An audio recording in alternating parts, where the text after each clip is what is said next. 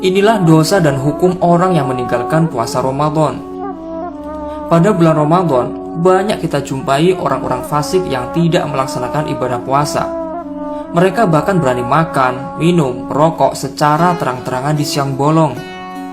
Padahal mereka tahu bahwa puasa Ramadan adalah wajib hukumnya dan dosa besar apabila ditinggalkan tanpa uzur yang syar'i. Ibadah puasa Ramadan adalah termasuk salah satu rukun Islam yang wajib dilaksanakan. Barang siapa yang berani meninggalkan puasa, berarti ia berani melanggar perintah Allah. Pedih sekali azab yang telah diterima orang-orang yang meninggalkan puasa Ramadan. Dalam kitab Al-Kabair, Imam Az-Zahabi menyatakan bahwa orang yang meninggalkan puasa tanpa uzur, maka ia lebih buruk daripada bezina dan peminum khamr, diragukan keislamannya dan disangka hinzik. Coba kita bayangkan betapa besar dosa dan azab yang kelak diterima orang yang meninggalkan puasa. Di dalam Islam, kita boleh untuk membatalkan puasa Ramadan dengan beberapa alasan uzur sesuai syariat. Sebagai contoh, apabila ada seorang ibu tengah hamil atau menyusui, khawatir apabila fisiknya dan anaknya terancam apabila berpuasa, maka ia boleh tidak berpuasa, tetapi wajib mengqadha puasa di luar Ramadan. Namun apabila fisik sang ibu kuat berpuasa, namun khawatir anaknya celaka semisal keguguran apabila puasa, maka ia boleh tak berpuasa, namun dengan wajib mengqadha puasa dan membayar fidyah.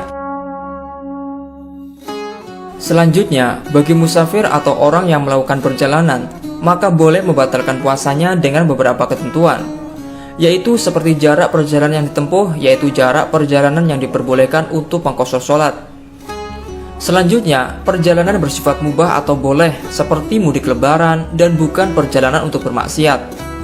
Selanjutnya, perjalanan dilakukan di malam hari dan sebelum waktu subuh tiba, sudah keluar dari batas wilayah desanya. Musafir boleh membatalkan puasanya, tetapi wajib mengqadha puasanya di lain hari. Selanjutnya, apabila ada seseorang yang sakit tidak permanen, dalam arti sakitnya bisa sembuh suatu saat nanti, maka ia boleh membatalkan puasa Ramadan, tetapi wajib mengqadha puasanya di hari lainnya. Kewajiban mengqadha puasa juga berlaku bagi seorang yang mengalami sakit ayan, orang yang lupa tak niat puasa di malam hari, dan juga orang yang sengaja membatalkan puasa sebelum waktu berbuka tiba. Tetapi, apabila ada seseorang yang sudah sakit parah dan sudah tidak ada harapan lagi untuk bisa sembuh, maka orang tersebut diperbolehkan untuk tidak berpuasa dan tidak wajib mengqadha puasanya, tetapi wajib menggantinya dengan membayar fidyah. Hal ini dikarenakan fisik orang sakit itu sudah lemah dan bisa mengancam keselamatan bila berpuasa. Juga termasuk dalam kategori ini adalah orang tua renta yang tidak kuat lagi berpuasa. Maka mereka hanya wajib membayar fidyah saja dan tidak wajib mengqadha puasanya. Kemudian, bagi orang yang memiliki pekerjaan super berat seperti contohnya tukang bangunan, buruh cangkul di sawah, kuli beban berat, dan lain sebagainya, maka mereka tetap wajib berpuasa dan berniat puasa di malam hari. Namun apabila saat berpuasa di siang hari mereka merasa keberatan, super lemas, dan tidak kuat, maka mereka diperbolehkan untuk membatalkan puasanya karena kondisi darurat. Namun di sisi lain, mereka masih tetap berkewajiban untuk mengqadha puasanya di hari lainnya.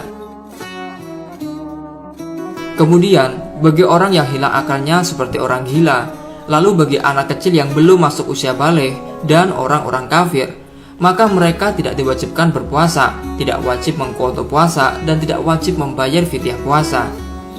Namun bagi orang tua, hendaknya sudah mulai mendidik sang anak untuk latihan puasa ketika sudah berumur 7 tahun.